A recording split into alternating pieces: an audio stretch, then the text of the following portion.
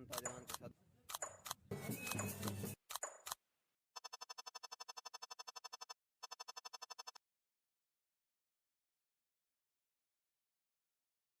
अस्सलामुअलैकुम दोस्तों, आज मैं जा रहा हूँ किला हड़ंद की तरफ। हड़ंद में एक शादी भी है, वो भी अटेंड करनी है। मेरे साथ एक नई टीम मौजूद है, तो चलते हैं। उस टीम के साथ भी आपको इंट्रोड्यूस कराऊंगा। उसके अलावा रास्ते में जो जो चीज़ें होंगी उसके साथ साथ मैं आपको अपडेट देता रहूँगा। तो चलिए चलते हैं, अपना सफ़र शुरू करते हैं। दोस्तों, इस वक्त मैं जामपुर में मौजूद हूँ और गूगल आपको जामपुर से हड़ंद फोर्ट का रास्ता तकरीबन 53 किलोमीटर बताएगा। तो इस रास्ते में आपको 2 से ढाई घंटे भी लग सकते हैं, क्योंकि रास्ता सही नहीं है। अगर मोटरसाइकिल पर जा रहे हैं फिर तो रास्ता ठीक है, कार के लिए काफ़ी टाइम लग सकता है। आपको 2 से ढाई घंटे आपको लग सकते हैं।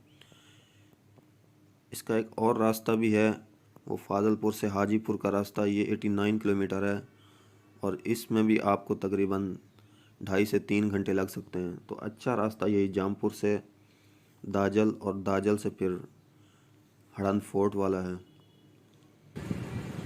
पेट्रोल यहीं से डलवा के चलते हैं। 15 लीटर पेट्रोल डलवा रहा हूँ मैं इसमें। अगर यहाँ का रोड गंदा है यार, मज़ा नहीं आ रहा।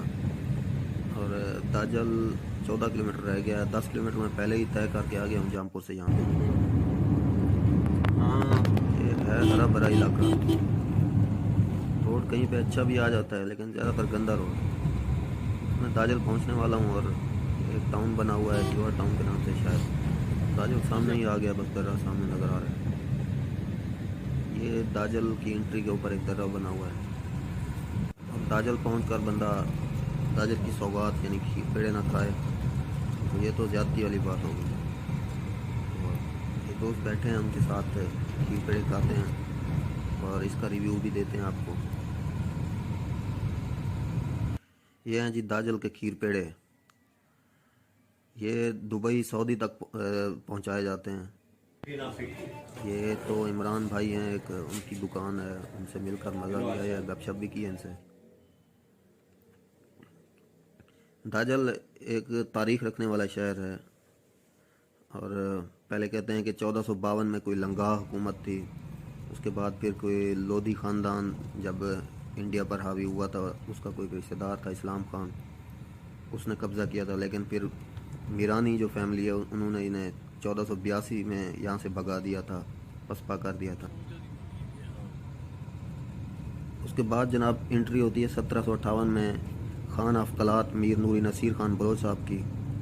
तो इन्होंने भी 70 साल यहाँ पर हुकूमत की है।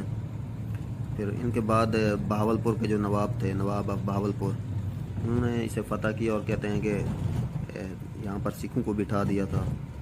सिख भी ज़्यादा अरसा यहाँ पर नहीं रह सके, कोई 8-10 साल यहाँ पर रहे हैं। लेकिन इनका जो मेन था वो रंजीत सिंह, उसकी मौत के बाद यहाँ पर भी अनारकी फैल गई, मतलब आपस में लड़ाई झगड़े।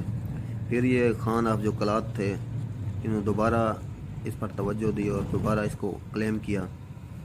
बहरहाल ये दोबारा इनके अंडर आ गया था, तो सिखों को इन्होंने मार भगाया था। फिर यहाँ पर जो मशहूर वही कबाइल थे, गुरचानी कबाइल और लोन कबाइल, इन्होंने क्लेम किया कि ये हमारा इलाका है। अच्छा, दाजल का नाम एक सूफ़ी बुज़ुर्ग थे इनके, दाऊद, उनके नाम से था। वो कोई दरख्त के नीचे बैठ गए थे, जिसे जाल हमारी सराइकी ज़बान में कहते हैं। तो उन्होंने अपना वहीं ठिकाना बना लिया था, तो कहते थे दाऊद जाल मशहूर हो गया था। तो इससे फिर दाऊद जाल से ये बनता बनता फिर दाजल बन गया। ये पहले नहर थी और ये एक किसी कनाल बनाई है इन्होंने। यहाँ सैलाबी पानी आता है और पानी स्टॉक करते हैं। ये सिंध में मेरे ख्याल जाकर ख़त्म होती है। अब आगे ये रास्ता यहाँ तक तो ठीक है। ये थोड़ा थोड़ा मैं रास्ता आपको दिखाता जाता हूँ, क्योंकि 2 घंटे का सफ़र है, ऐसे सारे क्लिप नहीं दिखा सकता। ये है जी, यहाँ पर तो आप रैली भी लगा सकते हैं, जैसे हमारे भावलपुर में होती है, जीप रैली निकलती है।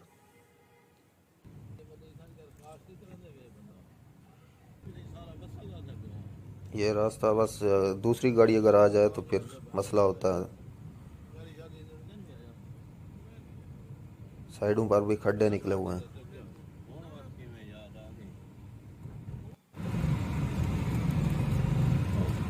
इस जैसे रास्ते हैं आगे।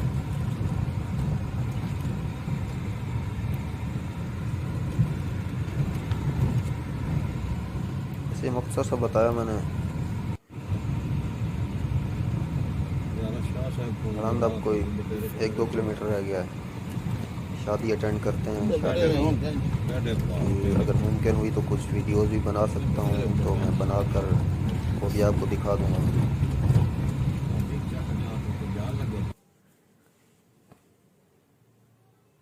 रोड दोबारा ख़राब आ गया।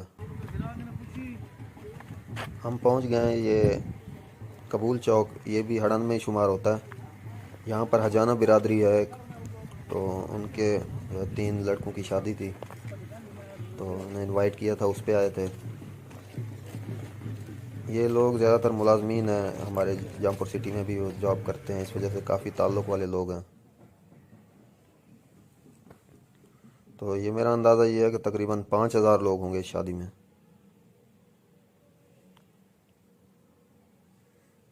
और इन्होंने जंगल में मंगल किया हुआ है। मुल्तान से मेरे ख्याल ड्रमर मंगवाए हुए हैं।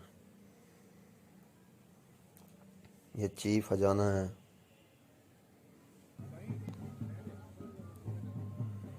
ये थोड़ी सी ट्रेडिशंस भी आपको दिखा देता हूँ अपने इलाके की। ये पिंडाल देखें, काफ़ी बड़ा पिंडाल है। ये हमारे यहाँ अगर दूल्हे को किसी ने कोई गिफ्ट देना हो, या सलामी दे सकता है, या पर्सनल पैसे दे सकता है, या फिर वो लिखवा सकता है। तो ये पिंडाल है इसका। कम से कम 5,000 लाजमी होंगे सीटिंग जो प्लान है इनका।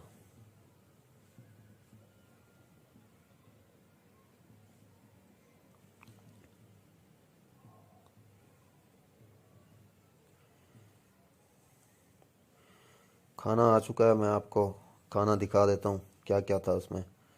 देहाती टाइप का खाना था, अच्छा खाना था। बहरहाल सर्व भी अच्छे तरीके से किया है,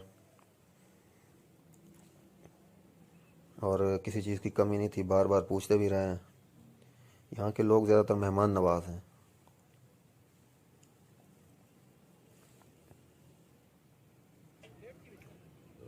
ये जनाब हमारी टीम के मेंबरान खाना खा रहे हैं।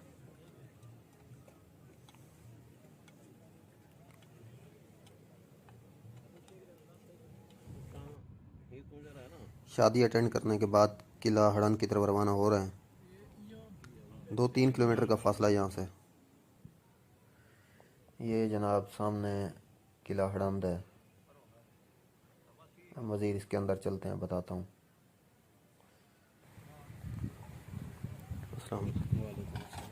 ये है जी किला हड़ंद। ये भाई साहब देसी तरीके से मोटरसाइकिल स्टार्ट करने जा रहे हैं। ये नीचे ईंटें देखें, ये भी मेरे ख्याल उसी दौर की लगी हुई हैं। शादी की वजह से रश भी है, ज़रा लोग भी आए हुए हैं देखने के लिए शायद। यहाँ चलकर मैं अपनी टीम से भी इंट्रोड्यूस कराता हूँ आपको। अस्सलाम वालेकुम दोस्तों, इस वक्त मैं मौजूद हूँ किला हड़ंद में। किला हड़ंद जो कि तकरीबन जामपुर से 50 किलोमीटर के फासले पर है, दाजल से 25 किलोमीटर के फासले पर है। यहाँ पर मैं अकेला नहीं आया, हमेशा की तरह मेरे साथ कुछ और भी लोग हैं, मैं उनसे आपको इंट्रोड्यूस कराता हूँ। ये मियाँ मोहम्मद हुसैन जोया साहब मेरे वालिद साहब हैं, और ये चाचू अता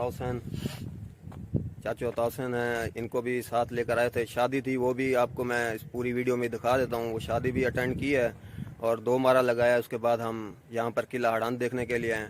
ये हमारे पास मलिक यूसुफ साहब हैं। ये हम हमारे जो हैं सदर भी हैं क्लॉथ हाउस जो यूनियन है सिटी जामपुर से जो हैं, ये इनका ताल्लुक़ है। और ये अपने प्रेसिडेंट हैं अंजुमन ताजरान के जो सदर भी हैं। तो मज़ीद आपको हम किले के बारे में कुछ डिटेल देते हैं। ये सामने इसका एंट्री पॉइंट है, और यहाँ से ये गेट क्योंकि बंद है, ज़रा मुश्किल होती है अंदर से गुज़रने में, तो ये एंट्री पॉइंट है। ये इसका एक डोम टाइप बना हुआ है, शायद ये किसी दौर में इनका वॉच टावर जो था यहाँ पर इनके बंदे कोई हिफाजत के लिए ठहरते थे। और ये जो है टोटल इसका ये रकबा है। यहाँ पर रूम्स बने हुए हैं। किसी दौर में यहाँ पर बीएमपी वाले एहलकार यहाँ पर रहते थे, उनके अंडर था ये एरिया। और ये टोटल इसका एरिया तकरीबन इसका जो है 50 एकड़ बताया जाता है। और यहाँ की मुख्तसर सी तारीख़ आपको ये बता दूँ कि यहाँ के बारे में कहा जाता है कि एक हिंदू राजा की बेटी थी नौशाबा जिसका नाम था। और सिकंदर आज़म जो तकरीबन कोई 2400 साल तकरीबन पहले यहाँ पर आए थे और उन्हें पता चला था कि यहाँ पे एक नौशाबा नाम की एक कंकरर की बेटी है और वो जो है बड़ी खूबसूरत और बड़ी अक्लमंद है। तो कहा यह जाता है कि वो यहाँ पर आया था और उसने ये इंक्वायर करने के लिए कि भाई यहाँ पर उसको देखूं और उससे मिलूं और उसकी जहानत को देखूं।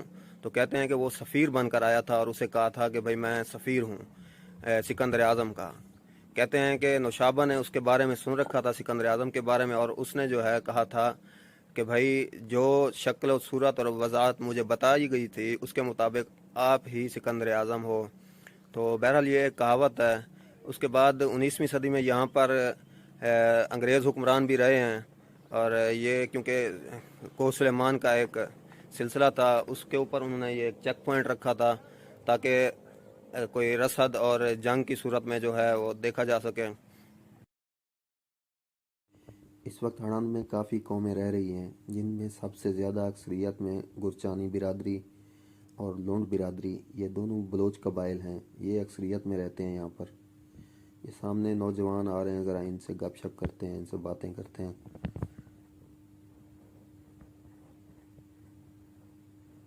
अच्छा, ये दोस्त आए हुए थे यहाँ पर, ये भी इनके भाई की शादी थी। मुझे भी पता नहीं था कि इनके भाई की शादी है। तो इन भाइयों से मैंने कुछ पूछा भी है इस किला के हवाले से, और क्योंकि मैं यहाँ पर जॉब खुद करता रहा हूँ तो इन्हें मैंने कुछ बताया भी है। मैं इन दोस्तों का, सारे दोस्तों का शुक्रिया अदा करता हूँ। मेरे ख्याल सारे जामपुर से हैं आप भी? ये भी सारे जामपुर से हैं दोस्त। तो इनसे मुलाकात हुई है, मैंने कहा इन्हें भी वीडियो के अंदर डाल के तो मज़ीद इनके साथ वो करेंगे। ये दोस्त हड़न के हैं, लेकिन जैसे भी हड़न के भी हैं, तहसील तो आपकी जामपुर ही है ना? तो तहसील फिर भी इनकी जामपुर के हैं। अच्छा, ये हमारे भाई जो हैं ये मुल्तान से हैं और रुझान से, इस वक्त मैं रुझान में जॉब कर रहा हूँ। इनसे भी मैं मुलाकात करता हूँ। तो तकरीबन सारे दोस्त, डिस्ट्रिक्ट यही है। मुल्तान से मैं एमफिल कर रहा हूँ, अभी भी कर रहा हूँ ISP से। तो हम मुल्तान नमल में पढ़ रहे हैं। अब नमल में पढ़ रहे हैं। बस ये जो है ना, ये सारे अपने ही भाई, अपने ही दोस्त, ऐसा समझ लें अपने ही इलाके के हैं। तो अब तो एक मजीद रिश्ता हमारा बढ़ गया है जनूबी पंजाब का। तो हमारा सूबा भी जनूबी पंजाब है। पैसे पाकिस्तान सारा अपना है, सारे अपने दोस्त हैं, सारे अपने भाई हैं। तो इसके साथ मेरा मकसद था कि इनसे मुलाकात कराना। तो बहुत शुक्रिया सर, आपने हमें टाइम दिया। हमारी जो है हिस्ट्री कच्ची पक्की जो आपने सुनी है याद रखिएगा। बहुत शुक्रिया सर। दोस्तों, राजा हरनाकस और उसके बेटे लोक भगत ने मोहनजोदड़ो की तर्ज पर किला हड़न तामीर करवाया था। यही वजह है कि किला हड़न का ढांचा मोहनजोदड़ो की हम असर तहजीब का लगता है। मोहम्मद बिन कासिम से लेकर अहमद शाह अब्दाली तक के मुसलमान हुक्मरानों ने इस पर अपनी खुद मुख्तारी बरकरार रखी थी। जब ईरान में नादिर शाह हुक्मरान था तो ये किला अफ़गान ईरानी हमला आवरों के लिए मुल्तान और हिंदुस्तान जाने का रास्ता था। तो उससे बचाने के लिए भी ये किला तामीर किया गया और बड़ी अहमियत का हामिल था। इस किला का नाम हड़ंद इस वजह से पड़ा क्योंकि एक हिंदू बादशाह के बेटे का नाम हरिनंद था। तो वही नाम बिगड़ते बिगड़ते हरिनंद से हड़ंद बन गया और इस इलाके को हड़ंद के नाम से पुकारा जाने लगा। दोस्तों, दाजल और हड़ंद की तारीख तकरीबन सेम ही है। यहाँ पर भी 1758 से नसीर खान बलोच ने, जो कि नवाब ऑफ कलात कहलाते थे, 1827 तक यानी 70 साल तक हुक्मरानी की। इनकी हुक्मरानी के बाद सिखों ने यहाँ पर तसल्लुत जमाया और दाजल और हड़ंद के मुल्क पर कब्ज़ा कर लिया। इस तरह इस इलाके पर खान ऑफ कलात की हुकूमत ख़त्म हुई। ये सिख तकरीबन 10 साल तक यहाँ पर रहे और उसके बाद रंजीत सिंह की मौत हो गई क्योंकि रंजीत सिंह की तरह कोई भी काबिल हुक्मरान सिखों में मौजूद न था, तो खान ऑफ कलात की सल्तनत ने दोबारा इस इलाके को अपने अंदर जम कर लिया और मकामी हुक्मरानों और सरदारों से मिलकर इन सिखों को यहाँ से शिकस्त फाश देकर भगा दिया।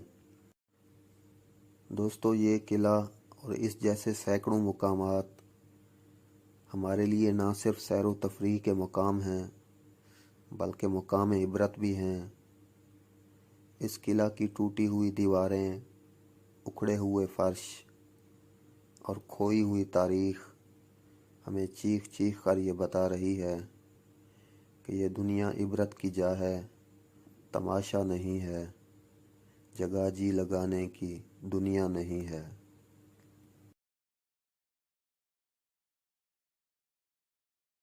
वालेकुम से खैरियत है, ठीक हो? अल्लाह का शुक्र बेहतरीन। क्या नाम है जी ਤੁਹਾਡਾ? सैयद असगर शाह। सैयद असगर शाह साहब, ਤੁਸੀਂ ਇੱਥੋਂ ਦੇ ਹੋ? जी जी, ਮਕਾਮੀ ਹੋ? इथों दो सर। अच्छा, किले ਦੇ ਬਾਰੇ ਚ क्या ਤੁਸਾਂ ਸਾ ਕੋਈ या सर कहनी दे 2000 साल की तारीख दस 2000 साल पहले जी। दे या इन बारे एक सदी गुजर गई, ठेठ थी वहाँ। ठीक है, इवन ताजा है। ठीक है जी जी। पहले कमरे शमरे पिछू यहाँ पिछू मस्जिद भी होती है, मतलब मेन दरवाजा उड़े भी है। ठीक वो भी इंदा हिस्सा ही वो भी हिस्सा है। अच्छा जी। ये शाह साहब यहाँ के वॉचमैन थे, लेकिन वो कह रहे थे कि मैं ज़्यादा तारीख नहीं जानता। उनके कहने के मुताबिक ये सामने इसका एक मेन गेट और भी था, मस्जिद भी थी, और उसके अलावा कमरे यहाँ पर भी होते थे, लेकिन अब यहाँ पर कुछ भी नहीं है।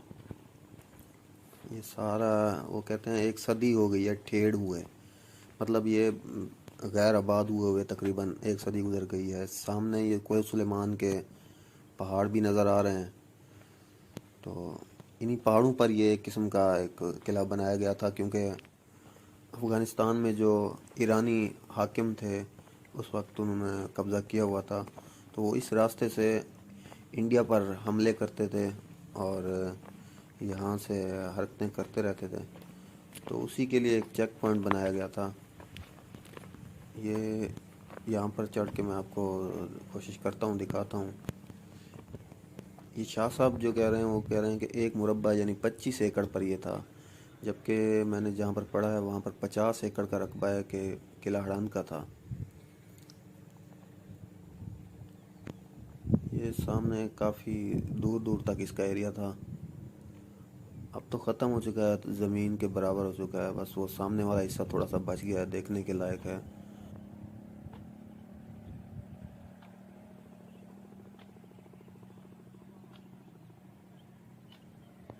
तो किला हड़ंद हमने एक्सप्लोर कर लिया है, इसके बारे में मालूमात और सारी चीज़ें देख ली हैं, पूछ भी लिए हैं, दोस्त कुछ मिले हैं, उनसे मुलाकात हुई है।